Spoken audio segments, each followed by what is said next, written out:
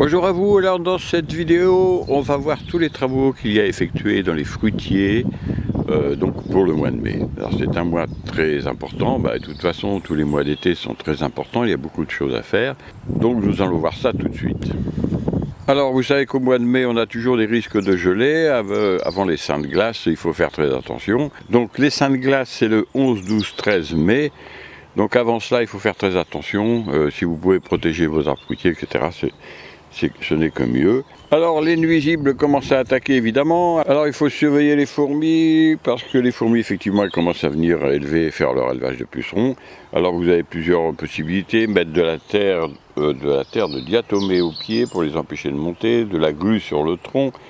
Vous avez aussi le sel qu'on peut mettre au pied de l'arbre, le citron, vous pouvez trouver le nid et mettre de l'eau chaude dessus. Vous pouvez creuser pour essayer de détruire la reine avec de l'eau chaude aussi.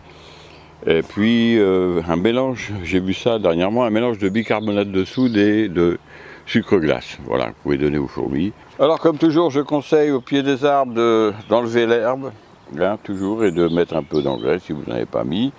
Engrais complet, et puis un petit peu de corne, et puis mélanger ça. Arroser, évidemment, si ce sont des jeunes arbres. Faites attention tout l'été. Parce que les jeunes arbres, évidemment, ils ont besoin d'arrosage. Alors nous allons voir tous les fruitiers de France et on va essayer de voir ce qu'il faut faire au mois de mai pour ces fruitiers. Alors on va voir l'abricotier, le cerisier, le figuier, le pêcher, le pommier, le poirier, le prunier, la vigne, les framboisiers, les cassis, les groseilles, les myrtilles, les kiwis. On va faire un petit tour d'horizon, kiwi et kiwi évidemment, un petit tour d'horizon sur toutes les espèces de fruits. Alors là nous sommes devant un petit pommier, alors c'est un petit pommier que je vais faire en forme parasol, alors là vous voyez il est un peu déformé, mais on va essayer de mettre ça en place durant cet été. Là vous voyez qu'il a fait des pousses, alors ces pousses là évidemment je vais laisser celle-là évidemment, je pense que celle-ci aussi, voilà, et on va essayer de former un petit parasol. Et déjà il y a des branches qui sont bien placées, alors il a plein de fleurs, il est en train de défleurir. Et puis là il y a encore en floraison pour ce bouquet là, donc on va regarder, il ne faut pas en laisser trop, j'en laisserai un petit peu, s'il y en a, il semblerait qu'il y en ait qui ont noué, on le voit déjà, il y a des pommes qui sont un peu plus grosses que les autres, vous voyez, donc il est possible qu'il y ait des pommes de noué, on verra ça dans la vidéo que je ferai pour les travaux du mois de juin, on verra le résultat. Donc pour l'instant pour ce petit pommier, l'arrosage, très important parce qu'il a été planté l'année dernière. Et puis vérifier qu'il n'y a pas une abondance de fourmis, il y en a quelques-unes, mais on va essayer de réguler ça, pour pas qu'ils soient infestés de pucerons, parce que ça ne manquera pas. Il est même probable déjà qu'ici il y en a, alors on regarde, ouais, il y a des petits pucerons, donc on va s'occuper de ça, on va mettre un peu de terre de diatomée au pied.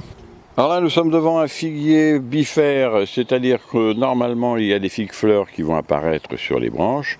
Alors j'ai regardé, il a dû geler aussi pas mal parce que je ne l'ai pas protégé, mais il a quand même quelques figues, vous voyez ici il y a une figue, vous la voyez, il y a une figue ici, il y en a une autre en haut, deux autres même, ici et une probablement ici. Donc c'est simple, pour ces branches, alors là, il n'y en a pas d'autres, ah si, il y en a encore une là. Il faut donc attendre un petit peu, mais dans le courant du mois, on laissera un petit bouquet, un bourgeon au-dessus, je couperai là, au-dessus de la dernière figue, et on débourgeonnera tout où il n'y a pas de figue, et on laissera partir au pied un nouveau bourgeon. Pourquoi ?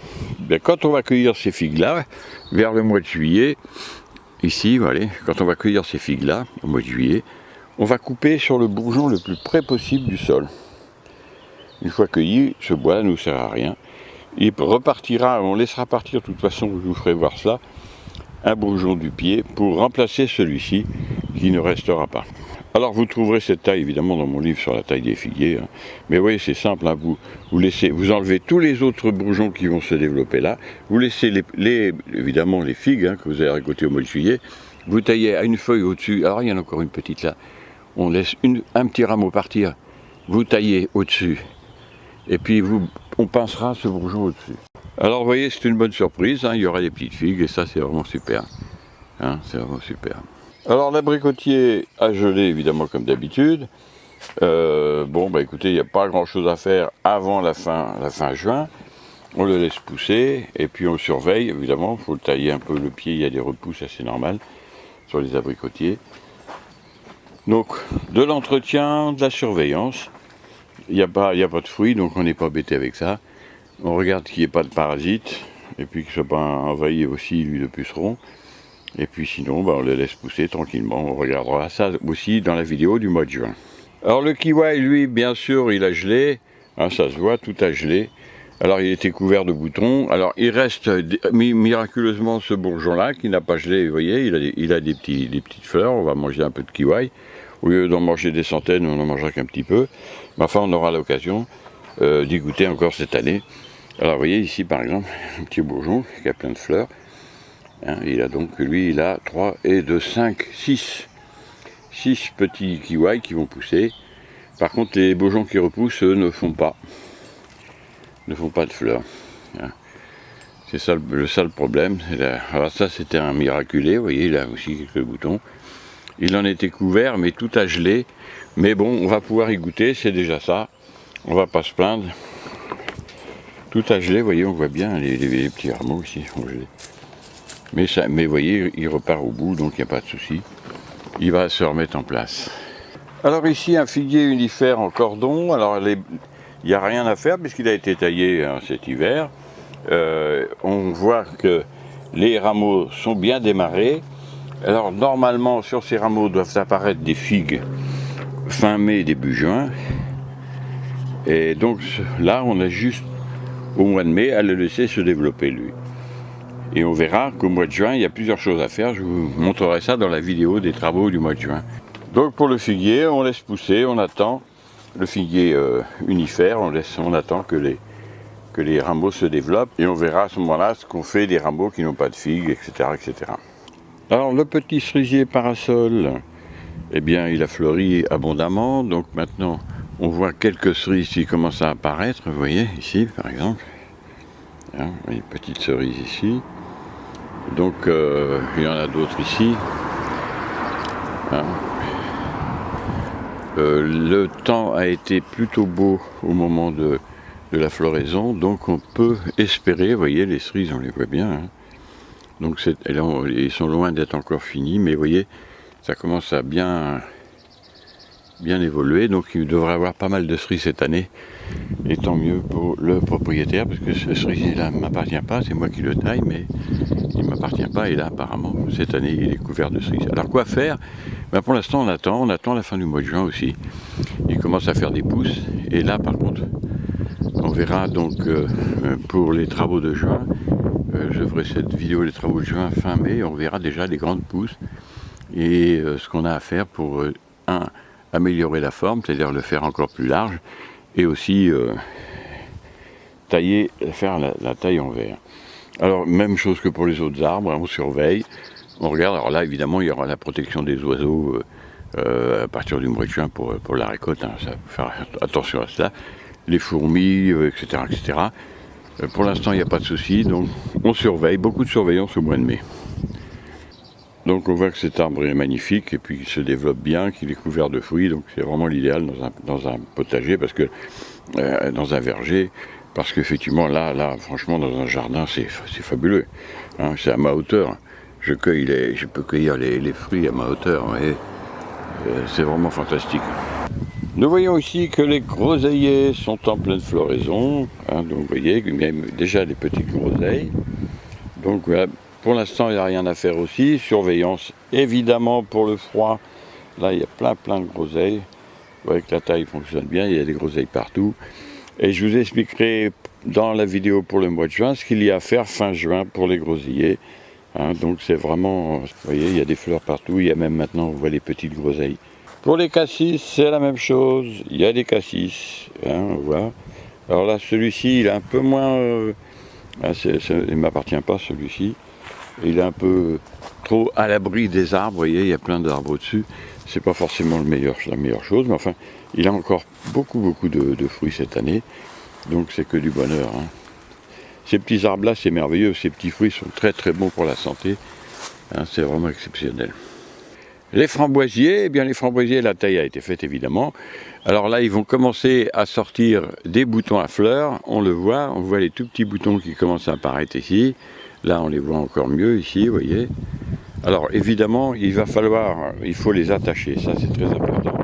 Parce que là-bas, avec le vent, là ça va encore, mais vous voyez, celui-là, il commence à tomber.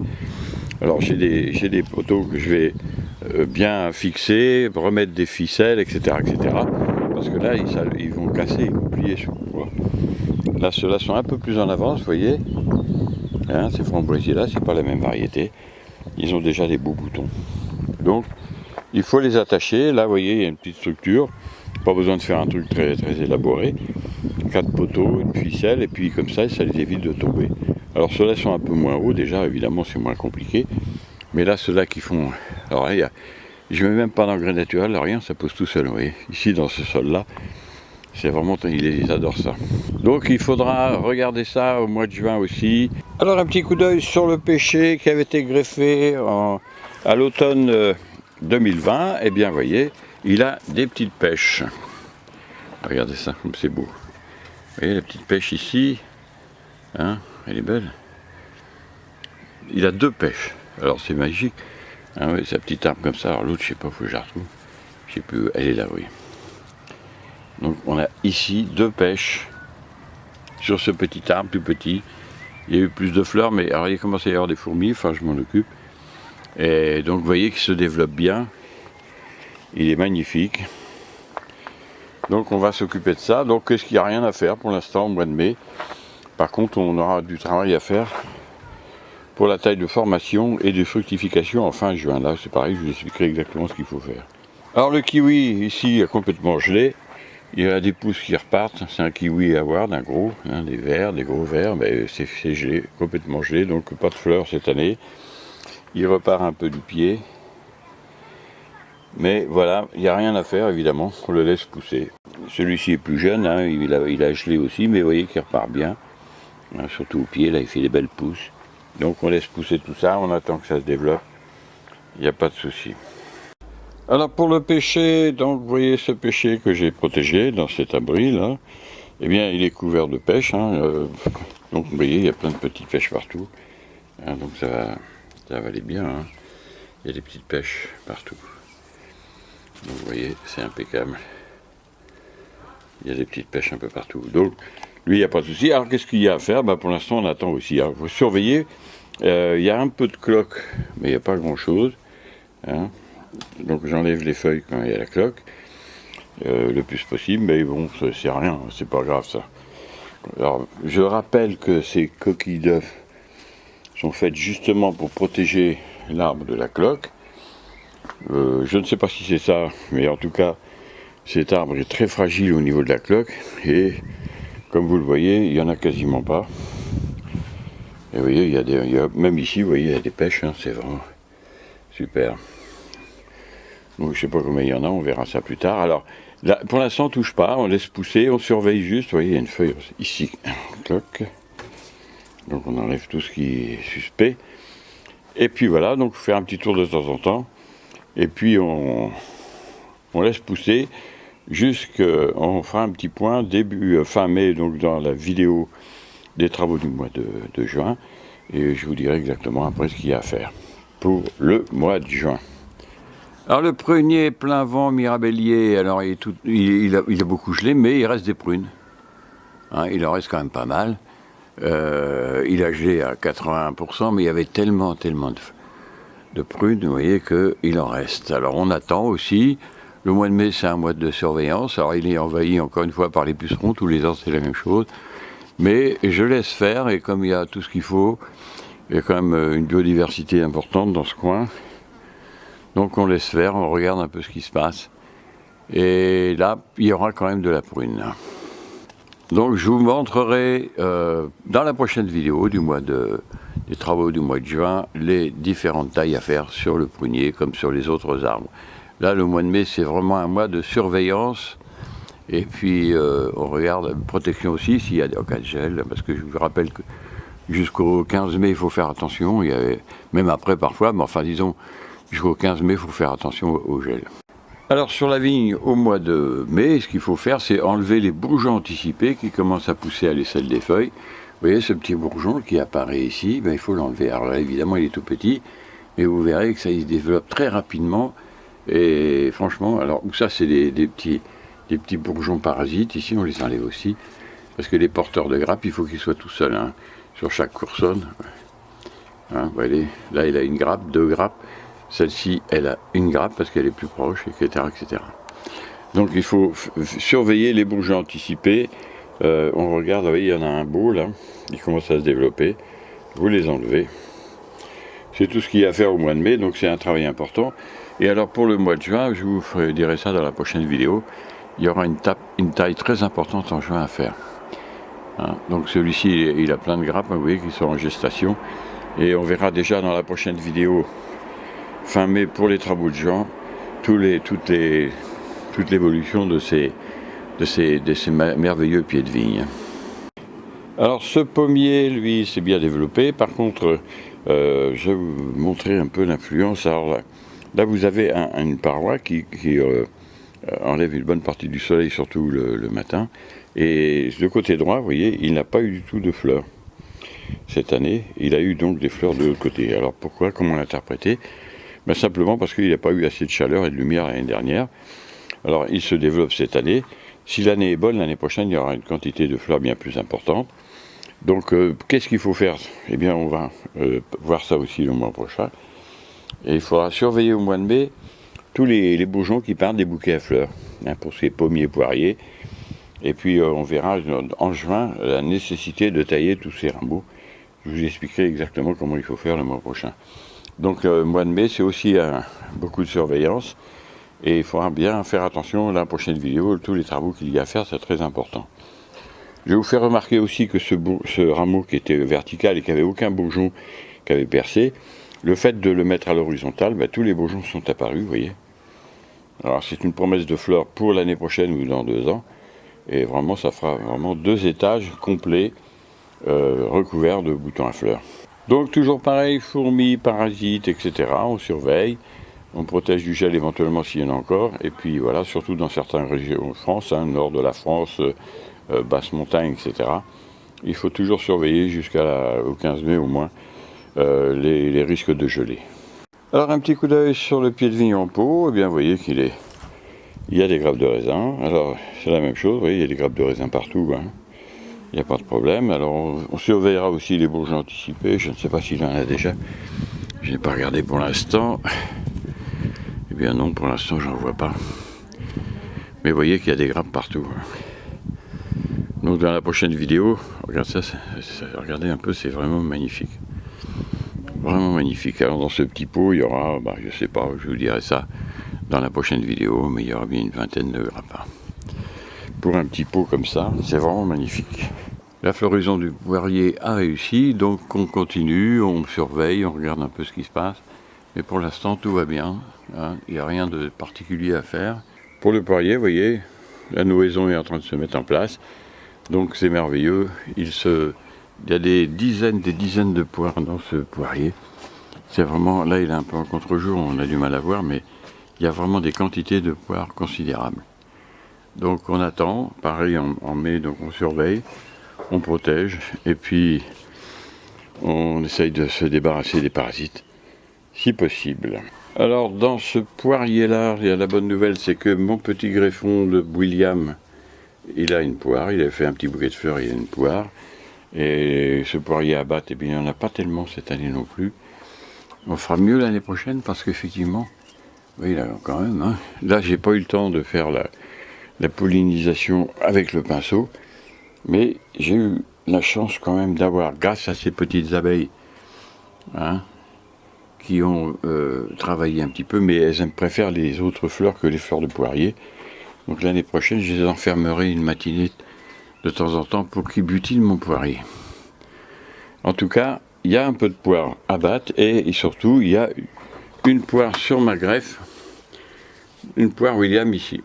Donc c'est de bon augure pour la suite. Donc on surveille, il y a des rameaux qui sont déjà bien développés. Ben écoutez, je vous expliquerai ce qu'il y a à faire pour le mois de juin. voyez, regardez, regardez, il y a des poires quand même, hein, superbe. Super, super. Alors, ce petit figuier en pot, il a des belles figues, hein, c'est de la figue fleur, vous voyez, elles sont merveilleuses, hein, sont bien belles. Alors, voilà, c'est super. Alors, la taille, c'est quoi? Bah, évidemment qu'on va laisser ces rameaux-là porteurs de figues, c'est un bifère. On va couper à 3 ou 4 feuilles, hein, pour faciliter. Je vais même enlever le bourgeon terminal, je vais le faire devant vous, même si on peut le faire un petit peu plus tard, mais voilà, j'ai enlevé le bourgeon terminal. Comme ça, toute la sève va redescendre dans les figues et monter aussi. Alors, par contre, les rameaux qui ne sont pas porteurs de figues, comme celui-ci par exemple, je vais le couper, de manière à ce qu'ils repartent du pied des rameaux nouveaux qui seront porteurs de figues d'arrière-saison, la figue fruit, par rapport à cette figue fleur là, qui a traversé l'hiver et qui s'est développée maintenant au printemps. Vous venez de voir apparaître les 4 e-books gratuits à télécharger. Pour les télécharger, il vous suffit de cliquer sur le i en haut à droite de la vidéo ou sur la photo des e-books en toute fin de vidéo. Et bien voilà, avec cette vidéo, j'espère que vous allez pouvoir avancer un petit peu et puis bien tailler vos arbres. Parce qu'effectivement, ça vaut le coup. Regardez ces pêches, là, il y en a partout. Je ne sais pas combien il y en a, mais il y en a une quantité quand même assez importante. Donc, eh bien, je ferai la prochaine vidéo fin mai pour les travaux de juin, qui sont très importants. C'est la taille de fructification fin juin. En attendant, vous pouvez donc faire attention à tous vos arbres. Vous voyez que le mois de mai est un mois de surveillance, surtout. En tout cas, moi, je vous dis à bientôt pour d'autres vidéos. Et puis, je ne manquerai pas de faire des petites vidéos particulières, bien sûr. Et puis, je vous donne rendez-vous donc pour la vidéo des travaux du mois de juin. Je vous dis au revoir et à bientôt.